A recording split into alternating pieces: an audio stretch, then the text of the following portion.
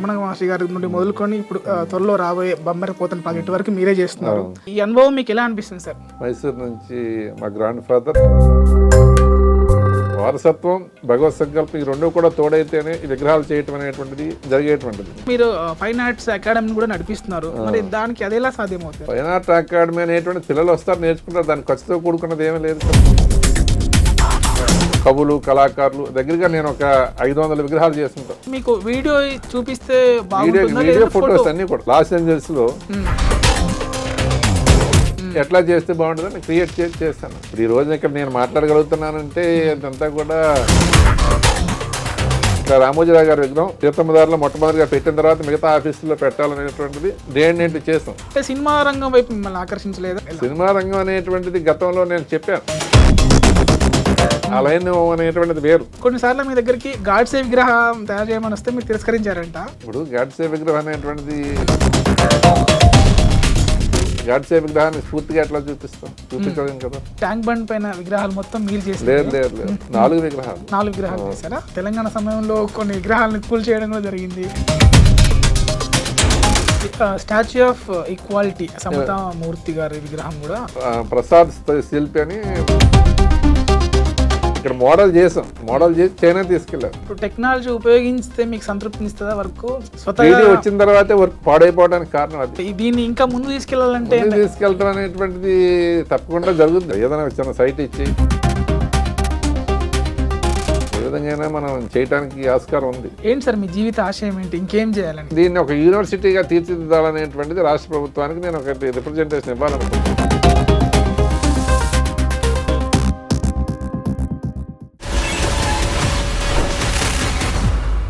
Hi అండి, welcome to ఎడ్రీ media. నేను మీ నాగేంద్రచారి. ఈరోజు మన స్పెషల్ గెస్ట్ తరతరాలుగా వస్తున్న శిల్పకళా సంపదను సంరక్షిస్తూ ఎంతోమంది విగ్రహాలు, చరిత్రకారుల విగ్రహాలు రమణ మహర్షి గారి నుండి మొదలుకొని ఇప్పుడు త్వరలో రాబోయే బొమ్మెర పోతన గారి విగ్రహం వరకు నిర్మిస్తున్నటువంటి ఒక శిల్పి మనతో ఉన్నారు. తన పేరు రాజ్ కుమార్ ఉడియారు.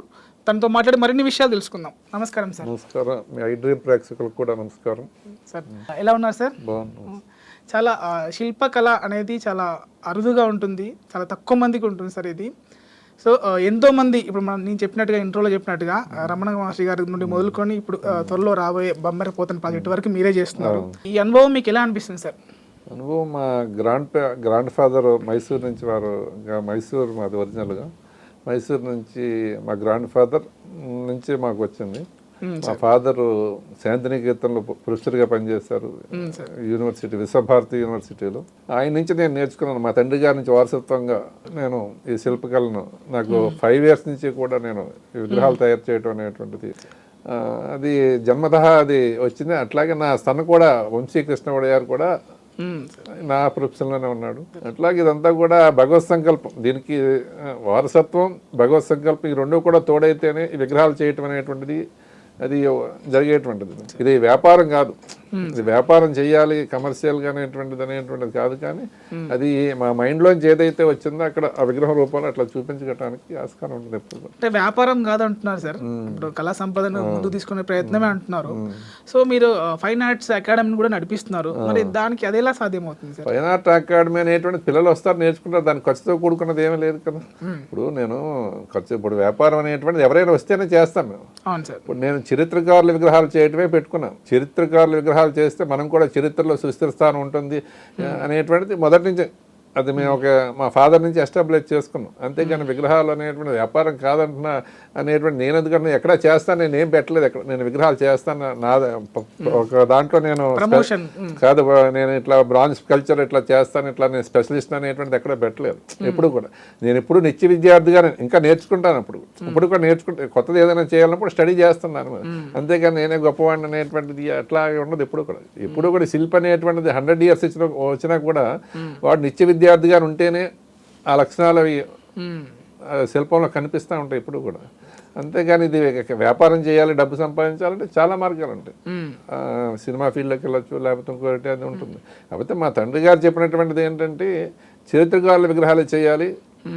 చాలామంది చరిత్రకారులు ఉన్నారు, వాళ్ళ విగ్రహాలు చేస్తే మనకు కూడా ఆ పేరు ఉంటుంది అనే దాని మీద బొమ్మెర పోతన విగ్రహం 24 feet అది. ఓకే.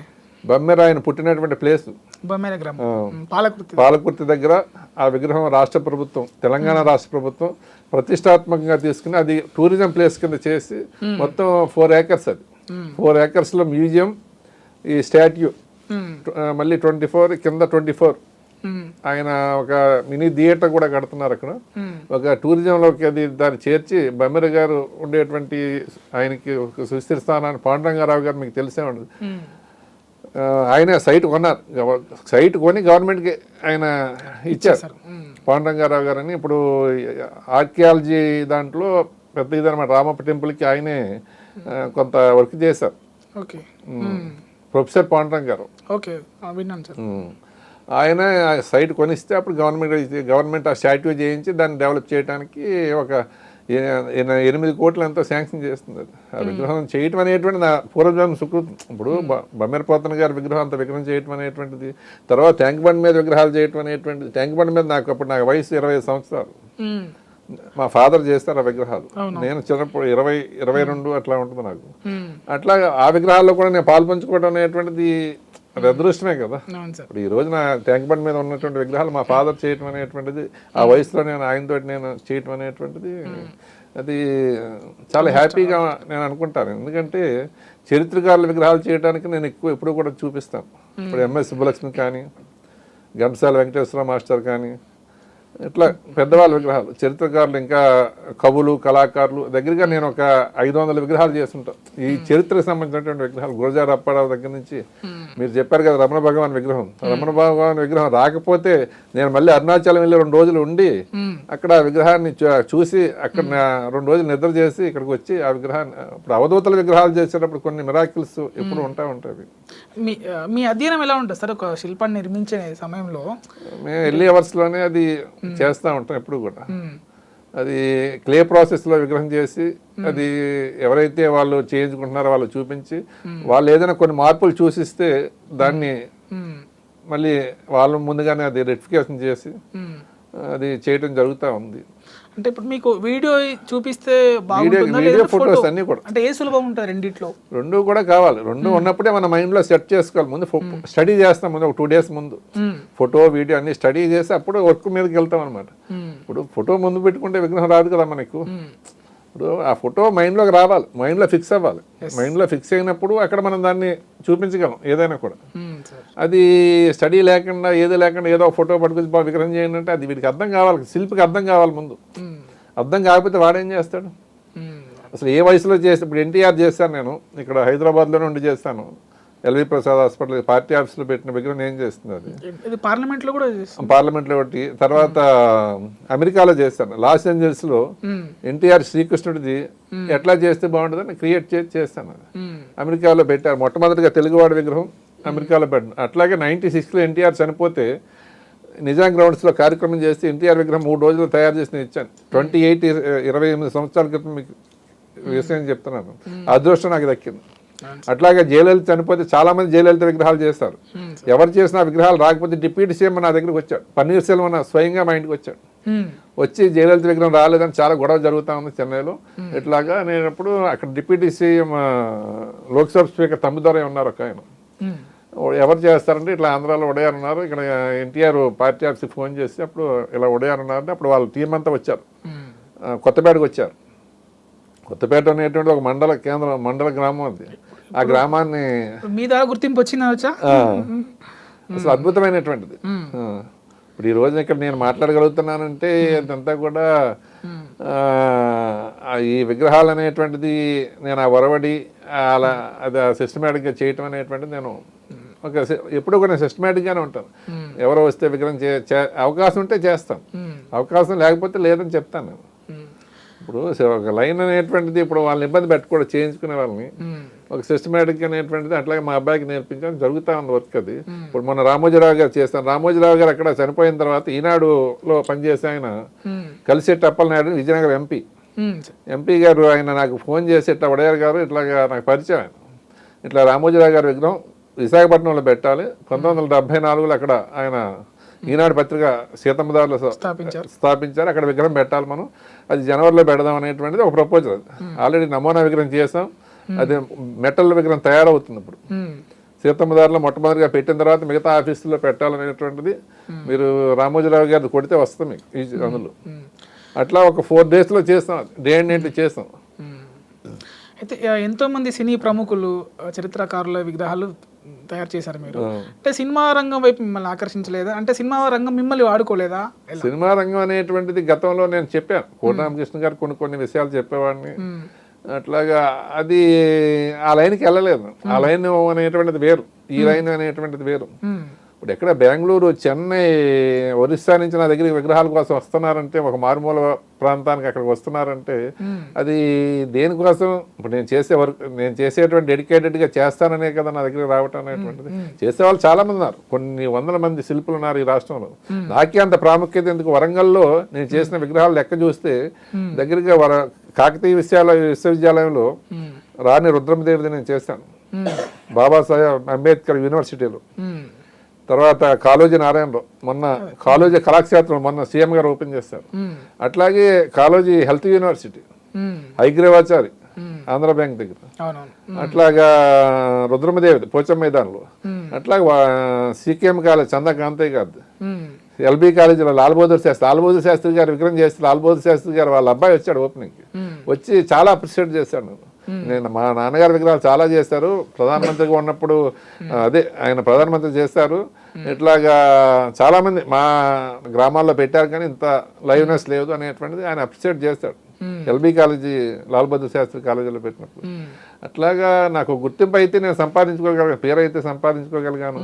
అట్లాగే డెడికేటెడ్గానే నేను వర్క్ చేస్తాను. ఇదంతా కూడా అట్లాగే నా తర్వాత ఒక ఆర్ట్ గ్యాలరీని ఒకటి నేను చేసిన విగ్రహాలు ఒక మాన్యుమెంట్ కింద ఉండాలనేటువంటి ఒక మ్యూజియం ఒకటి పెట్టాలనేటువంటిది నా సంకల్పం. అది త్వరలోనే గవర్నమెంట్ ప్లేస్ ఇస్తే నేను చేసిన కళాఖండాలు ఏవైతే ఉన్నాయో ఒక ఇంపార్టెంట్ అన్నీ కూడా అక్కడ పెట్టాలనేటువంటిది. తర్వాత వచ్చే తరానికి ఇది ఎలా చేయాలనేటువంటిది ఒక పుస్తకం రూపంలో కూడా తయారవుతుంది ఇప్పుడు. సరే, మీరు అంటే చాలా మంది ఇట్లా చరిత్రకారులవి విగ్రహాలు, చాలా మంది ప్రముఖుల విగ్రహాలు తయారు చేశారు. సో ఇప్పుడు మీరు అన్నట్టుగా నేను కళా సంపద కోసమే కానీ నా సంపద కోసం కాదు, వ్యక్తిగతం కోసం చేయట్లేదు అన్నారు. సో కొన్నిసార్లు మీ దగ్గరికి గాడ్సే విగ్రహం తయారు చేయమని వస్తే మీరు తిరస్కరించారంట. ఎందుకు సార్? అంటే చరిత్రకారులు మాత్రమే నేను తయారు చేస్తాననేసి అంటారంట. దేనికోసం అది? ఇప్పుడు గాడ్సే విగ్రహం అనేటువంటిది ఇప్పుడు ప్రజల్లో సుస్థిరస్థానం అనేటువంటిది ఉన్నటువంటి వాళ్ళు విగ్రహాలు చేయాలనేటువంటిది నా సంకల్పం. గాడ్సే విగ్రహం మనం ఏ సంకేతాలు ఇస్తున్నాం ప్రజలకు అనేటువంటిది, విగ్రహం అనేటువంటిది భావితరాలకు స్ఫూర్తి. భావితరాలకు స్ఫూర్తి అయినప్పుడు గాడ్సే విగ్రహాన్ని స్ఫూర్తిగా ఎట్లా చూపించలేం కదా. ఎవరైనా అది కరెక్ట్ కాదు కదా. అతను మంచి వ్యక్తే, గాడ్సే అనేటువంటిది కూడా ఒక మంచి వ్యక్తే కావచ్చు అక్కడ వరకు, కానీ ఆయన విగ్రహ రూపంలో చూపించి వచ్చే తరానికి గాడ్సేని మనం అట్లా చేయటం అనేటువంటిది కరెక్ట్ కాదనేటువంటిది నా భావన. సో శిల్పకళకే మీ గుర్తింపు తీసుకొచ్చిన మీకు ఈ ప్రభుత్వాల చేత కానీ ఇంతవరకు పూర్తి స్థాయిలో గుర్తింపు వచ్చిందంటారా? పూర్తి స్థాయిలో గుర్తింపు అనేటువంటిది కొంతవరకు ఉంది కానీ ఇంకా రావాల్సి ఉంది. గుర్తింపు అనేటువంటిది కోసం అనేటువంటిది కానీ రాష్ట్ర ప్రభుత్వం కళారత్న ఇచ్చి ఆంధ్రప్రదేశ్ ప్రభుత్వం రాష్ట్ర ప్రభుత్వం ఆస్థాన శిల్పిగా నియమించింది. ఇది కొంతవరకు నాకు గుర్తింపు అనేటువంటిది అనుకుంటాను. హైయెస్ట్ అవార్డు కళారత్న ఆంధ్రప్రదేశ్ ప్రభుత్వం చంద్రబాబు నాయుడు గారు ముఖ్యమంత్రిగా అయిన వెంటనే ఫస్ట్ సీఎం అయిన వెంటనే ఆయన నన్ను ఫస్ట్ నాకే చేశారు. ఉగాది రోజు 60,000 రూపాయలు అమౌంట్ ఇచ్చి కళారత్న అనేటువంటి హైయెస్ట్ అవార్డు ప్రభుత్వం చేసేది. ఇంకా పద్మ అవార్డు అనేటువంటిది చూడాలి. సరే, ఇప్పుడు రీసెంట్గా మేము ఐ డ్రీమ్ వాళ్ళు అది ప్రభాస్ వాళ్ళది హోమ్ టూర్ చేస్తాం, ప్రభాస్ గారిది. దాంట్లో కృష్ణంరాజు గారి విగ్రహం అయితే జీవకళ ఉట్టిపడేలా ఉంటుంది. చాలా మంది మా టెక్నీషియన్స్ పక్కన ఫోటో తీసుకుంటే సేమ్ అదే ఎప్పుడు కృష్ణంరాజు గారితో ఫోటో దిగినామని అనిపించారు. సో ఏమన్నారు ప్రభాస్ గారు కానీ ఏమన్నారు ఆ విగ్రహాలు చూసి? అదే అప్పుడు వెళ్ళాను, అప్పుడు చనిపోయినప్పుడు తయారు చేశాను, అది చేశాను, వాళ్ళు బాగుందన్నారు. వాళ్ళు అట్లా కోట రామకృష్ణ గారిది, సోహన్ బాబుది, ఇట్లాగా సోహన్ బాబు చెన్నైలో కొన్ని లక్షల మంది రోజు వాళ్ళ ఫ్యామిలీ మెంబర్స్ వాళ్ళు ఇప్పుడు అట్లా చాలా మందికి చేశాను. ఇప్పుడు ఎన్టీఆర్ చనిపోతే నేను అదే చెప్తాను, 96లో ఎన్టీఆర్ చనిపోతే ఎన్టీఆర్ చనిపోయినప్పుడు 1,00,000 మంది నిజాం గ్రౌండ్స్కి వచ్చారు. ఆ విగ్రహం చూసి ఆ విగ్రహాన్ని హరికృష్ణ గారు వాళ్ళ ఇంట్లో పెట్టుకున్నారు. మొట్టమొదటిగా ఎన్టీఆర్ విగ్రహం చేసే అవకాశం రావడం అనేటువంటిది ఒక నేను చాలా గర్విస్తాను. ఇప్పుడు అవకాశం తర్వాత చాలా మంది చేయొచ్చు విగ్రహాలు. మొట్టమొదటిగా అటువంటి చరిత్రకారుడి విగ్రహం నేను చేయటం అనేటువంటిది అది నా పూర్వజన్మ సుకృతమే అని అనుకుంటాను. ఇప్పుడు చరిత్రకారులే కాకుండా మనం జనరల్గా ఇప్పుడు మైనా బొమ్మలతో చేసిన విగ్రహాలు అది చేస్తూ ఉంటాం, మైనంతో కూడా చేస్తూ ఉంటాం. అది ఏదైనా మనం మంచి మంచి ఎలా ఇంట్లో కానీ వేరే అట్లా పెట్టుకోవటానికి అది చేస్తూ ఉంటాం. ఈ మధ్య అటు ఒక వీడియో వచ్చింది సార్, అంటే తన మేనమామ తన ఇష్టపూర్తిగా అది కరెక్ట్ కాదు, అది కరెక్ట్ కాదు. ఇప్పుడు ఒక శుభం జరిగే చోట జీవం లేనటువంటి విగ్రహాలు తీసుకెళ్ళి అలా పెట్టడం అనేటువంటిది ఆ సాంప్రదాయానికి పూర్తిగా నేను వ్యతిరేకిస్తాను. ఎందుకంటే అక్కడ ఒక మంచి వాతావరణంలో పెళ్లి జరుగుతూ ఉంది, అందరూ ఆనందంగా ఉన్నారు. దీన్ని తీసుకొచ్చి ఎవరో ఎప్పుడో జరిగినటువంటిది అది గుర్తు పెట్టుకోవచ్చు, ఫోటో పెట్టుకోండి, ఫోటో పెట్టండి, మంచి ఫోటో పెట్టండి, డెకరేట్ చేయండి, అంతవరకు. విగ్రహాలు అనేటువంటిది ఇంట్లో పెట్టుకోకూడదు. ఎక్కడ వాళ్ళ గార్డెన్ ఉంటే గార్డెన్లో పెట్టుకోండి, అది వేరు. అలా తీసుకెళ్ళటం ఈ మధ్య కొత్త ట్రెండ్ అనేటువంటిది వాళ్ళు ఏదో చేస్తున్నారు, కానీ అది కరెక్ట్ కాదు. అది చేస్తాం, మేము చేస్తాం, ఎందుకు చేస్తాం. ఎందుకు వాళ్ళ విగ్రహాలు ఎందుకు చేయాలి? సొసైటీకి ఏం చేశారని చేయాలి? ఇప్పుడు విగ్రహాలు చేసే వాళ్ళు కూడా ఆలోచించాలి. సొసైటీకి వీళ్ళు ఏం చేశారు, వీళ్ళ విగ్రహాలు దేనికి చేస్తున్నాం మనం? ఇప్పుడు మీకు శివశంకర్ గారు తెలుసు కదా, పుంజల శివశంకర్ గారు కేంద్ర మంత్రి చేశారు, గవర్నర్ గారు చేశారు. ఆయన విగ్రహం చేయమని నా దగ్గరికి వచ్చారు. వాళ్ళు అమెరికా నుంచి ఫోన్ చేస్తారు, అమెరికాలో ఉన్నారు వాళ్ళంతా కూడా. కొంతమంది వాళ్ళ కోడలే కదా ఇప్పుడు చైర్మన్ ఇక్కడ సాంస్కృతిక శాఖలో, ఇందులో పుంజల ఆవిడ పేరు నాటకరంగ అకాడమీ చైర్మన్ ఆవిడ. వాళ్ళ మామగారు మీకు శివశంకర్ గారు అనేటువంటి వ్యక్తి ఎంతోమందికి రాజకీయ భిక్ష పెట్టారు, హైకోర్టు జస్టిస్ చేస్తారు. ఆయన ఒక అద్భుతమైన వ్యక్తి. అటువంటి వ్యక్తి విగ్రహాలు చేయటం అనేటువంటిది వాళ్ళు నా దగ్గర రావటం చాలా హ్యాపీ ఫీల్ అవుతాం, ఎందుకంటే అటువంటి వాళ్ళే మనం చేయాలనేటువంటి. సరే, ఇప్పుడు జనరల్గా విగ్రహాలు తయారు చేసే క్రమంలో అంటే ఎక్కువ రోజులు మిమ్మల్ని శ్రమ పెట్టిన ఎవరి విగ్రహం ఏంటి? శ్రమ అనేటువంటిది ఇష్టపూర్వకంగానే చేస్తాం. ఎప్పుడు కూడా ఇష్టపడినప్పుడే విగ్రహం మనం ఏదైనా మనం ఇష్టపడితేనే అది జరుగుతూ ఉంటుంది. అది శ్రమ అనుకుని మనం ఇంకోటి అనుకుంటే అది విగ్రహంలో అది తీసుకురాలేం. ఆ ఫీచర్స్ అనేటువంటిది రాదనమాట. వాళ్ళు ఎంత డబ్బులు వేస్తున్నారు, మనం ఎలా చేయాలి, ఎలాగనే వర్కర్స్ మీద వదిలేసినా కూడా నేను చూస్తాను. ప్రతి దాంట్లో మీరు పాత్ర విగ్రహం డెలివరీ అయ్యే వరకు కూడా అది ఉంటుంది. సరే, ఇప్పుడు ఇందాక అన్నట్టుగా మీరు తెలంగాణ ఏంటంటే తెలంగాణ నుంచి ఎక్కువ నేను బాబాసాహెబ్ అంబేద్కర్ విగ్రహాలు దగ్గరగా 1200 విగ్రహాలు చేస్తాను. అది విశ్వవిద్యాలయాల్లో 8 విశ్వవిద్యాలయాల్లో చేస్తాను. ఆంధ్ర యూనివర్సిటీ, విశాఖపట్నం, ఇక్కడ Warangal Kakatiya university, Venkateswara university, Nannaya university, Krishnadevaraya university, అట్లా యూనివర్సిటీల్లో చేసే అవకాశం రావటం నేను చాలా హ్యాపీ. ఎందుకంటే విశ్వవిద్యాలయాల్లో విగ్రహాలు మనం చేస్తే ఆ తరం చూస్తుంది. ఏదైతే ఎవరైతే అక్కడ విద్యాభ్యాసం చేస్తున్నారో ఆ విగ్రహాన్ని చూస్తే వాళ్ళ నుంచి అంబేద్కర్ నుంచి నేర్చుకునేటువంటిది ఉంటుంది కదా. ఒక విగ్రహం ఒక సొసైటీలోకి వెళ్ళినప్పుడు దాని నుంచి నేర్చుకునేటువంటిది స్ఫూర్తి ఉంటుంది ఎప్పుడు కూడా. ఇందాక చెప్పినట్టు ట్యాంక్ బండ్ పైన విగ్రహాలు మొత్తం మీరు చేసి లేదు 4 విగ్రహాలు చేశారా? మిగతా చెన్నై వాళ్ళు ఇంకా వేరే వాళ్ళు చేశారు. సో అప్పుడు అంటే తెలంగాణ సమయంలో కొన్ని విగ్రహాలను కూల్ చేయడం కూడా జరిగింది. అప్పుడు బాధపడ్డా? తెలియని ఇది కదా, అది ఇబ్బంది చేసిన వాడికి ఎట్లాగైనా బాధ అనేటువంటిది ఉంటుంది కదా. దాని విలువ తెలిసిన వాళ్ళు తెలంగాణ అప్పుడు ట్యాంక్ బండ్ మీద పెట్టినటువంటి అన్ని విగ్రహాలు కూడా మన సంస్కృతి సాంప్రదాయాలకు సంబంధించినటువంటి విగ్రహాలు. అవి ఎవరో ఒక వ్యక్తి విగ్రహాలు కాదండి. మన సంస్కృతి ఏదైతే ఉందో అవి తెలియజెప్పేటువంటి కృష్ణదేవరాయలు ఎలా ఉంటారో అసలు అప్పటికి కూడా కృష్ణదేవరాయల విగ్రహం ఎక్కడ ఉందో అక్కడ ఒక అనంతపురంలో ఒకటి ఉందేమో తప్ప ఆయన ఉన్న చోట ఇంకెక్కడా లేదు విగ్రహాలు. ఆయన రామారావు గారు ఆ ఫోటో లేకపోతే కృష్ణదేవరాయల గటప్ వేసుకొచ్చి ఆయన ఇలా ఫోటో తీసుకుని ఇట్లా చేయండి అనేటువంటి కొన్ని విగ్రహాలు అట్లా చేస్తున్నారు. స్టాచ్యూ ఆఫ్ ఈక్వాలిటీ సమతా మూర్తి గారి విగ్రహం కూడా అది మా వాళ్ళు చేస్తుంది. ప్రసాద్ శిల్పి అని మా బాబాయ్ దగ్గర ఆయన శిల్పకళాశాలలో మా బాబాయ్ టీటీడీ స్థపతి చక్రధారి వడయ తిరుపతి, ఆయన దగ్గర నేర్చుకునే ప్రసాదే ఆ విగ్రహం తయారు చేశారు. సమతామూర్తి విగ్రహం ఇక్కడ మోడల్ చేసి చైనా తీసుకెళ్లారు. చైనాలో 3Dలో తీస్తారు. మీకు 1000 ఫీట్ వరకు వస్తుంది అనమాట. 1000 అడుగుల విగ్రహం చేయొచ్చు. 3D అన్నారు కనుక మరి ఇప్పుడు టెక్నాలజీ ఉపయోగిస్తే మీకు సంతృప్తినిస్తుందా? వర్క్ 3D వచ్చిన తర్వాతే వర్క్ పాడైపోవడానికి కారణం అది. ఇప్పుడు నేను ఒక విగ్రహం చేస్తాను, అది నా దగ్గర అతను ఎవరో తీసుకెళ్తారు, పర్సన్ ఎవరో ఒక పార్టీ, వాళ్ళు 3D చేసి వాడే కాపీ చేసి అమ్మేస్తున్నారు కదా. సొసైటీలో ఇది జరిగేటువంటిది అదే జరుగుతూ ఉంది. అందుకని విగ్రహాలు చేయటం, అమ్మటం కూడా, ఇవ్వటం కూడా ఎవరికి చేయటం తెలుసుంటేనే, పూర్తిగా నాకు తెలుసుంటేనే విగ్రహాలు చేయటం. అంబేద్కర్ కావచ్చు, ఎన్టీఆర్ కావచ్చు, ఎట్లాగే చేస్తారు నా విగ్రహాలన్నీ కూడా, ఇక్కడ ఉండే శిల్పులంతా కూడా. దీన్ని ఇంకా ముందు తీసుకెళ్లాలంటే తీసుకెళ్ళడం అనేటువంటిది తప్పకుండా జరుగుతుంది. ముందు తీసుకెళ్ళడానికి రాష్ట్ర ప్రభుత్వాలు సహకరించాలి. ఇప్పుడు మమ్మల్ని ప్రోత్సహించాలి. ఒక ఏదైనా చిన్న సైట్ ఇచ్చి మీకు ఏ విధంగా మేము ప్రభుత్వం అండదండలు ఉంటే ఏదైనా చేయొచ్చు. ఒక అద్భుతమైనటువంటి శిల్పకళ సంపద ఇక్కడ ఉంది. ఏ విధంగా మనం చేయటానికి ఆస్కారం ఉంది. మళ్ళీ సమతామూర్తి స్టాచ్యూ విషయానికి వస్తే చాగంటి గారు, చిన్న జీఆర్ గారు ఏమన్నారు మిమ్మల్ని? అంటే వారితో ఎలా ఉండేది అనుబంధం? ఆయనతో బాగానే ఉండేది.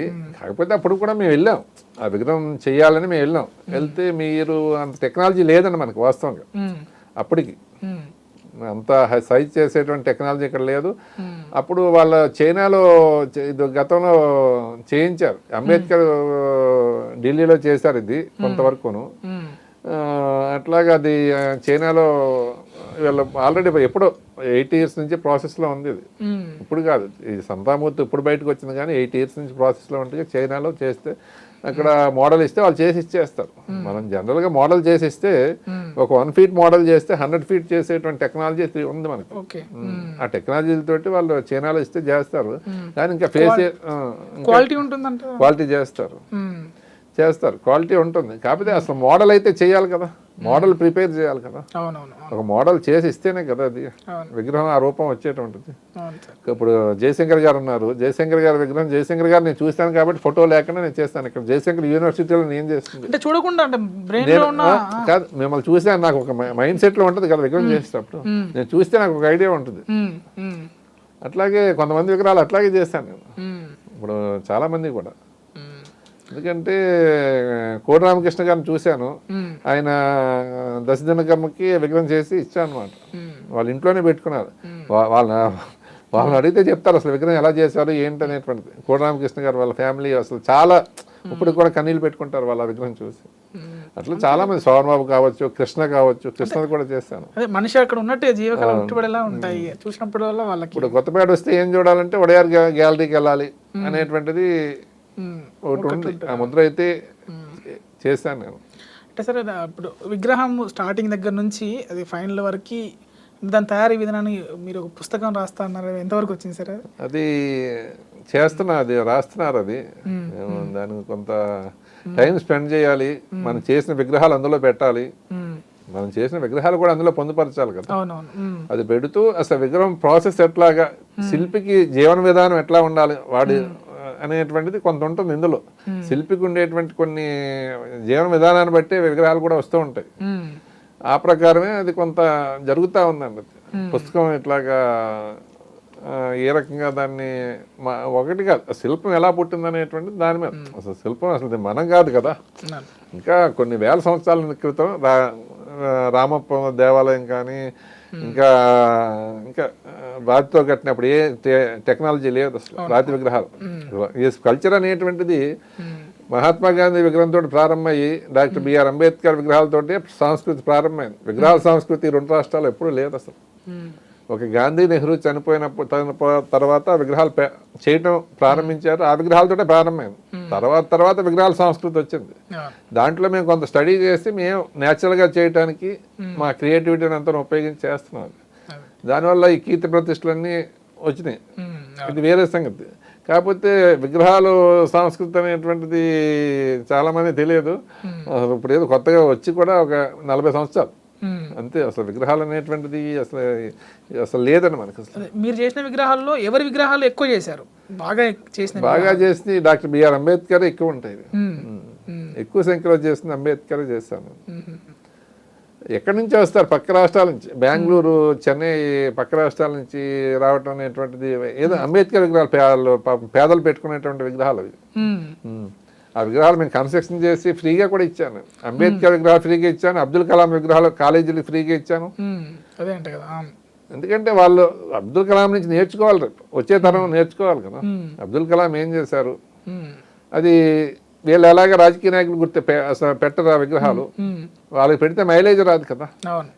ఇదొక సంస్కృతి. విగ్రహం పెడితే వాళ్ళకి మైలేజ్ రావాలి. అలా బలవంతంగా చేసినవి ఉన్నాయా అంటే రాజకీయ నాయకుల ఏమంటే ఒత్తిడితో కొన్ని ఉంటాయి, కొన్ని చెయ్యాలి, తప్పదు అది. ప్రభుత్వాలు పాలకులు ఇదితోటే జరుగుతూ ఉంటుంది కదా, ఏ ప్రభుత్వం ఉన్నా కూడా వాళ్ళకి అనుగుణంగా మనం కొన్ని విగ్రహాలు చేయాలి, తప్పదు అవి.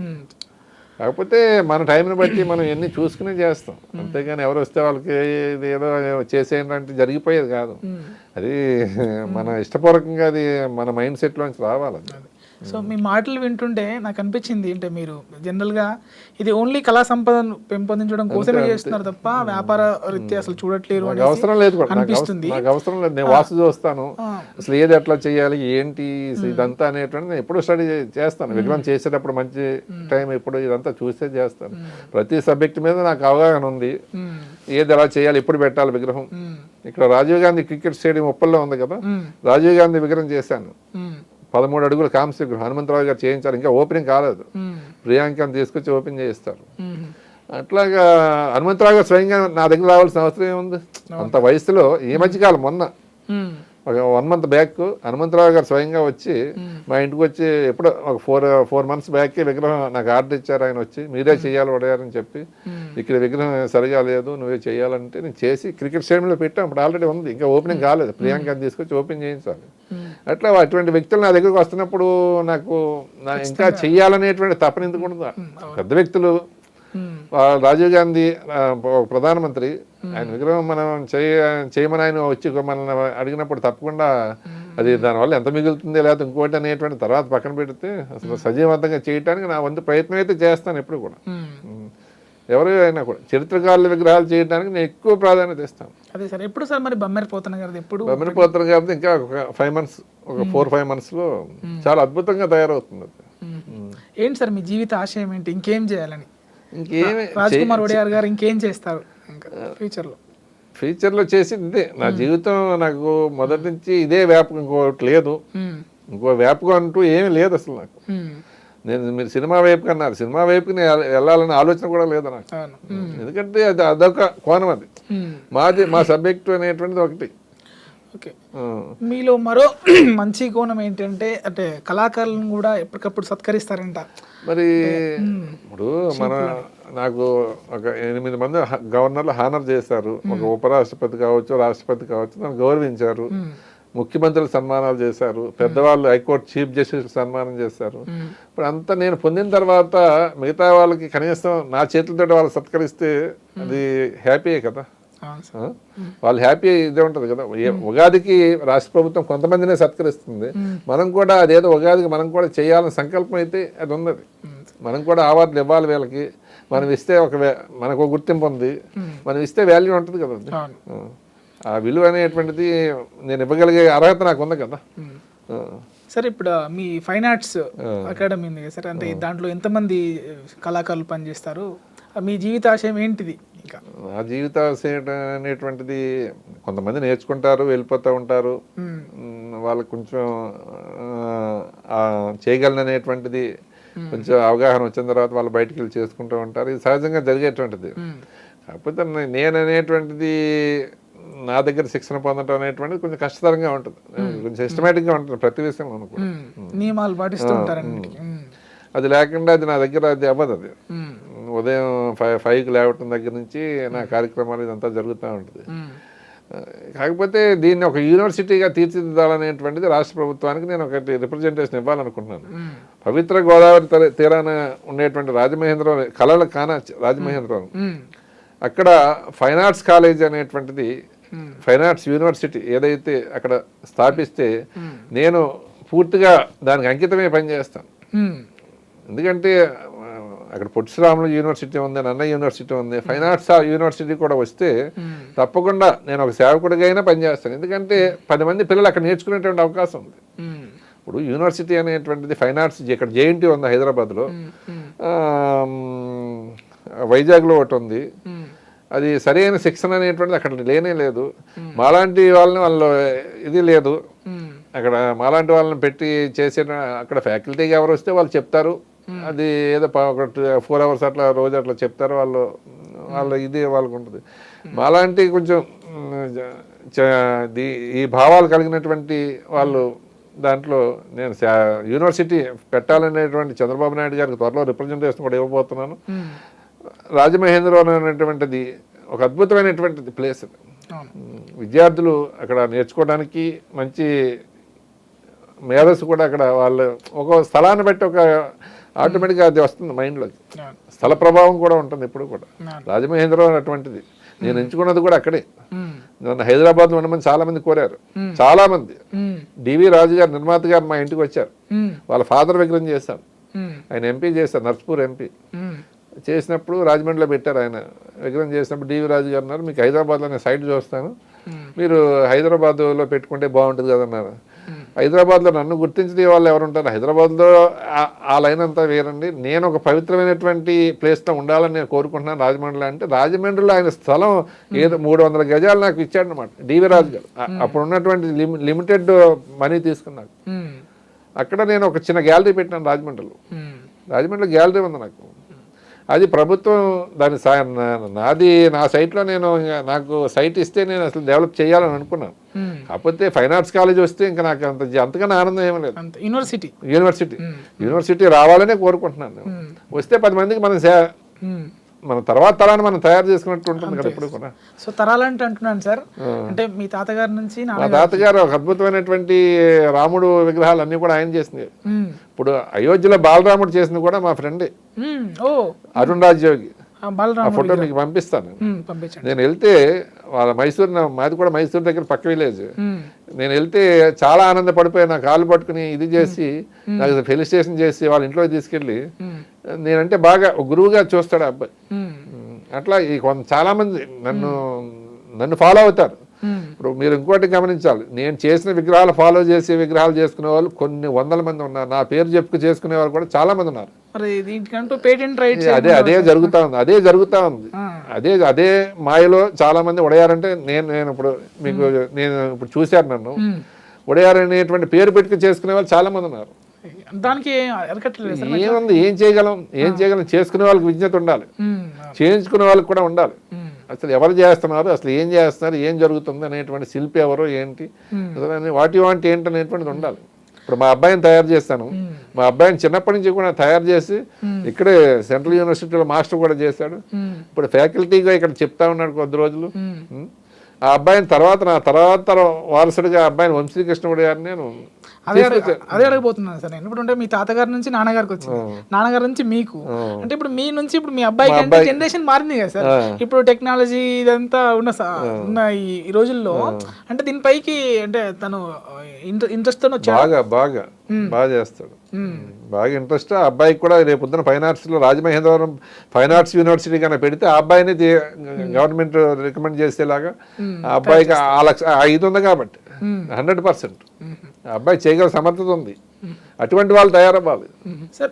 ముఖ్యంగా ఈ అవధూతల విగ్రహాల విషయాలకు వస్తే, సో ఎటువంటి నియమాలు అంటే పాటిస్తూ చేస్తారు? అక్కడ పరిసరాలు మొత్తం ఎలా ఉంటాయి సార్ మీ విగ్రహాలు తయారు చేసే సమయంలో? విగ్రహాలు చేసేటప్పుడు వాళ్ళ భావంతో, ఇప్పుడు రమణ భగవాన్ విగ్రహం చేస్తున్నాను, అరుణాచల శివ అనుకుంటూ చేస్తే ఆ పవిత్రత ఆ విగ్రహంలో వస్తుంది. ఎప్పుడైనా కూడా మనం ఏ విగ్రహం చేసినా రాముడి చేసినప్పుడు రాముడికి సంబంధించినటువంటి అంటే ఎప్పుడు లేస్తారు, ఎప్పుడు చేస్తారు అదంతా? నేను ఎర్లీ అవర్స్లో 5 o'clock 4:30 అట్లా దేవుడి విగ్రహాలు చేసినప్పుడు. మిగతా పొలిటికల్ అనేటువంటి జనరల్ అది. దేవుడి విగ్రహాలు చేసినప్పుడు, దేవతామూర్తుల విగ్రహాలు చేసినప్పుడు కొంత నియమం పూర్తిగా నా వాతావరణం కూడా అట్లాగే ఉంటుంది, చాలా పవిత్రంగానే ఉంటుంది. ఎప్పుడు బ్రహ్మముహూర్తంలోనే చేయాలని నియమం పెట్టుకుంటారా? ఒక టైం పెట్టుకుని చేస్తాం అది. అట్లాగే రమణ మహర్షికి అత్యంత మహాభక్తుడు ఒక జున్నూరు నాన్నగారు అని జున్నూరు క్షేత్రం ఉంది, పెద్ద క్షేత్రం జున్నూరులో. అక్కడ ఆయన కాలం చేసిన తర్వాత నా దగ్గరికి వస్తే ఆయన విగ్రహాన్ని చేస్తే ఇంకా మా నాన్నగారిని మాకు చూపించారు అని భక్తులు ఇప్పటికి ప్రజెంట్ స్టిల్ మీరు అక్కడికి వెళ్ళి అడిగితే అసలు నిజంగా అసలు వాళ్ళు ఏడుపు నా చేతులు పట్టుకుని ముద్దులు పెట్టుకుని నిజంగా వాళ్ళు సన్మానం చేశారు నాకు. ఇటువంటిది ఒకటి పెట్టి వాళ్ళు సన్మానం చేశారు నాకు. అట్లాగా నేను చేసిన విగ్రహాలు కన్నీళ్ళు పెట్టుకునే చాలామంది. మొన్న ఒక శ్రీకాకుళం నుంచి ఒక డాక్టర్ వచ్చింది, ఒక అమ్మాయి. వాళ్ళ ఫాదర్ అంటే చాలా అఫెక్షన్. ఆ గ్రామానికి చాలా పెద్ద ప్రెసిడెంట్ చేశాడు, చాలా కాలం ఆ గ్రామాన్ని డెవలప్ చేస్తాడు. మీరు మా నాన్నగారు విగ్రహం చేయాలంటే నేను ఎక్కడో చేయించాను, సరిగా రాలేదంటే అమ్మ చేస్తాను, నాకు కొంత టైం ఇవ్వమ్మా అని చెప్పి అట్లాంటి వాళ్ళు వస్తూ ఉంటారు నా దగ్గరికి. ఎందుకంటే ప్రతిదీ కూడా నేను తీసుకొని తెలుసు. నా దగ్గర మామూలుగా కొంతమంది రారు, ఎందుకంటే నేను కట్ చేస్తాను ఫోన్లో తెలియకపోతే అసలు నాకు మాట్లాడను. ఎందుకంటే నా ఫోన్ సైలెంట్లో ఉంటుంది వర్క్ చేసేటప్పుడు ఎప్పుడు కూడా. డిస్టర్బెన్స్ అనేటువంటి నాకు మొదటి నుంచి నేనే చేస్తాను, ఫోన్ చేసి మాట్లాడతాను. వాళ్ళు వచ్చిన తర్వాత ఇంకా వాళ్ళ టైం తీసుకుని వస్తారు, మాట్లాడతాను. పని టైంలో నేను కొంచెం ఎవరిని టైం ఇవ్వను. నేను మామూలుగా వారానికి ఒక 3 days అట్లాగా వాళ్ళకి టైం పెట్టుకుని రమ్మంటాను, మాట్లాడతాను. అంటే అక్కడ పరిసరాలు ఉండాలి. ఇప్పుడు మీరు ఇందాక అన్నట్టు హైదరాబాద్ మాకు బాబా టెంపుల్ ఉంది, మా ఇంట్లోనే బాబా టెంపుల్ ఉంటుంది. ప్రతిరోజు అక్కడ నిత్య దీపారాధన, నిత్య పూజలు అన్నీ జరుగుతూ ఉంటాయి. ప్రతి సంవత్సరం కార్తీక మాసంలో పెద్ద పూజ చేసి హోమాలు అవి చేసి అక్కడ 5,000 మందికి పెళ్లి భోజనాలు ఎట్లా చేస్తారో అట్లా నేను చేస్తాను అనమాట. పెళ్లి భోజనాలు ఎట్లా చేస్తారో కార్తీక మాస సమారాధన నేను అట్లా చేస్తాను. అక్కడ 18 సంవత్సరాలు బట్టి చేస్తున్నాను నేను. ఇది సత్యసాయిబాబు గారు ఇచ్చింది మా ఫాదర్కి. చాగంటి కోటేశ్వరరావు గారు నాకు సన్మానం చేస్తారు, జిఆర్ స్వామి సన్మానం చేస్తారు. ఇందులో ఉన్నాయి చూడండి సార్. ముఖ్యంగా తిరుపతి విషయానికి వస్తే, తిరుపతికి విగ్రహాలకి చాలా అవినాభావ సంబంధం ఉంటుంది. అలాగే అంటే మనకి తిరుపతి అనగానే గుర్తొచ్చేది అన్నమాచార్యులు. సో అదేవిధంగా మీరు బాలసుబ్రహ్మణ్యం గారిది, ఘంటసాల గారి, చాలామంది గాయకులవి కూడా మీరు విగ్రహాలు తయారు చేశారు సార్. దాని గురించి చెప్పండి సార్. తిరుపతిలో నేను చేసిన విగ్రహాలు వేటూరు ప్రభాకర్ శాస్త్రి గారు, రాళ్లపల్లి అనంతకృష్ణ శర్మ, సాధు సుబ్రహ్మణ్య శాస్త్రి గారు, వీళ్ళ ముగ్గురు కూడా అన్నమాచార్య సంకీర్తనల్ని ఒక దాంట్లోనే నిశ్చితమైనటువంటి దాన్ని బయటికి తీసి ఈ రోజున అన్నమాచార్య సంకీర్తనలు మీరు వినగలుగుతున్నారంటే వాళ్ళు ముగ్గురు కూడా చేసినటువంటి ప్రయోగమే ఈ రోజున వాళ్ళ విగ్రహాలు చేసే అవకాశం. ఈ అన్నమాచార్య సంకీర్తనలు ఎవరైతే తీసుకొచ్చారో బయటికి వాళ్ళ విగ్రహాలు చేసే అదృష్టం నాకు టీటీడీ దేవస్థానం నాకు కల్పించడం అనేటువంటి అది భగవంతుడి యొక్క అదృష్టమని అనుకుంటాను. అట్లాగే అక్కడ ఘంటసాల వెంకటేశ్వర గారి విగ్రహం పెట్టారు. ఘంటసాల వెంకటేశ్వర గారి విగ్రహం కొండకి మీరు వెళ్తా ఉంటే కనిపిస్తూ ఉంటుంది అనమాట. ఆ విగ్రహం నిన్న ఆయన వర్ధంతి. అది నిజంగా ఘంటసాల విగ్రహం చాలా మంది చేస్తారు. తిరుపతిలో నేను ఘంటసాల వెంకటేశ్వర గారి విగ్రహం చేయటం, అక్కడ ఆయన కీర్తనలు మీరు ఎప్పుడు తిరుపతి వెళ్ళినా కూడా ఆయన కీర్తనలు మీకు వినిపిస్తూనే ఉంటాయి. ఆయన విగ్రహం కింద కొండ కింద భాగంలో మేము పెట్టడం అనేటువంటిది. అట్లాగే అన్నమయ్య విగ్రహం మా బ్రదర్ చేశాడు తాళపాకు, 108 అడుగులు తాళపాకులో ఉండేటువంటి విగ్రహం మా బ్రదర్ ఒక ఆయన చేశారు. ఒక ఆయన సూర్యబాబు అని తిరుపతిలో ఉంటాడు, ఆయన టెంపుల్ ఆర్కిటెక్చర్ అంతా కూడా ఆయన చూస్తారు అక్కడ. అట్లాగా తిరుపతిలో చేసే అవకాశం నాకు కలగడం అనేటువంటిది చాలా అదృష్టం అనమాట. కొండ మీద మా నాన్నగారు వర్క్ చేస్తారు కొన్ని విగ్రహాలు. మా బాబాయ్ టీటీడీ స్థపతిగా చేస్తారు 35 సంవత్సరాలు, 35 years చేసి కొన్ని వందల మంది విద్యార్థులను ఈ రోజున స్థపతులుగా తీర్చిదిద్దారు ఆయన. ఈ రోజున దేవాలయ ఆర్కిటెక్చర్ తమిళనాడు వైపు చూసే వాళ్ళు అందరినీ కూడా ఆంధ్రప్రదేశ్లో ఇంతమంది స్థపతులు ఉన్నారంటే బిక్స్ పెట్టింది కూడా మా బాబాయ్. స్థపతి అనేటువంటిప్పటికి తమిళనాడు వెళ్ళి తెచ్చుకుని ఇక్కడ దేవాలయాలు నిర్మాణం చేస్తాం. ఈ రోజున రామానుజ విగ్రహం చేసిన ఆయన కూడా తిరుపతి దేవస్థానం చదువుకున్న ప్రసాద స్థపతి. అలాగే బాలసుబ్రహ్మణ్యం గారితో మీ అనుబంధం? బాలసుబ్రహ్మణ్యం గారితో నా అనుబంధం ఘంటసాల గారు వెంకటేశ్వర గారి విగ్రహాలను చూసి ఆయన ఇన్స్పిరేషన్ అయ్యి వాళ్ళ తండ్రి గారు చనిపోయిన తర్వాత తండ్రి గారు విగ్రహం చేయించడం కోసం నా దగ్గరికి వచ్చారు. ఆయన పండితారాజ్య సామమూర్తి గారు అని ఆయన మంచి అపర గాయకుడు, నెల్లూరులో ఆయన ఉండేవారు. ఆయన విగ్రహం చేయమని ఆయన నా దగ్గరకు వచ్చి ఆయన ఒక 2 రోజులు మా ఇంటి దగ్గరే ఉండి ఆ తండ్రి గారి విగ్రహం చేసిన తర్వాత వాళ్ళ అమ్మగారు కాలం చేస్తారు. వాళ్ళ అమ్మగారి విగ్రహం కూడా ఆయన ఉండగానే చేసి తర్వాత ఆయన విగ్రహం కూడా నేను చూసుకోవాలని ఆయన స్వయంగా ఆయన అన్న మాటలు ఈరోజు కూడా నాకు కొంచెం ఇబ్బందిగా కలిగిస్తాయి. ఆయన విగ్రహం కూడా చేసే అవకాశం నాకు కలగడం, ఆయన విగ్రహం చూసుకున్నారు. ఆయన ఆ విగ్రహం ఆయన పుట్టినరోజు పెట్టాలి, అక్కడ మ్యూజిక్ ఆడిటోరియం ఉంది వాళ్ళ ఇంట్లోనే, చెన్నైలో మ్యూజిక్ ఆడిటోరియంలో నా విగ్రహాన్ని పెట్టుకోవాలి.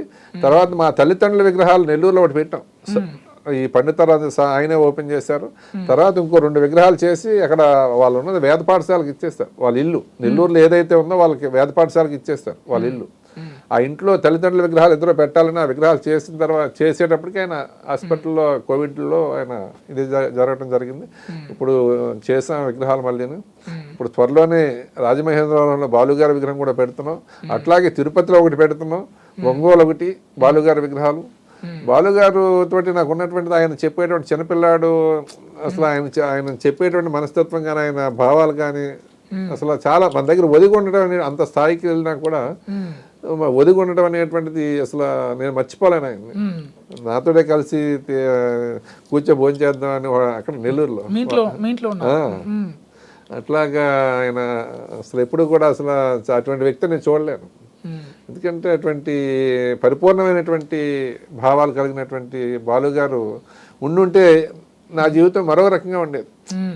నేను చేయటం చూశారు. అట్లాగే పార్లమెంట్ ఇక్కడ విగ్రహం చేసేటప్పుడు చంద్రబాబు నాయుడు గారు వచ్చేవారు. చంద్రబాబు నాయుడు స్వయంగా ఇక్కడ పార్టీ ఆఫీస్లో ఉండి చేస్తాను హైదరాబాద్లో. చాలా మంది చేస్తారు. ఎవరికి ఆయన చేసిన ఎవరికి ఎందుకు ఆ ఫీచర్స్ రాలేదు వద్దని చెప్పారు.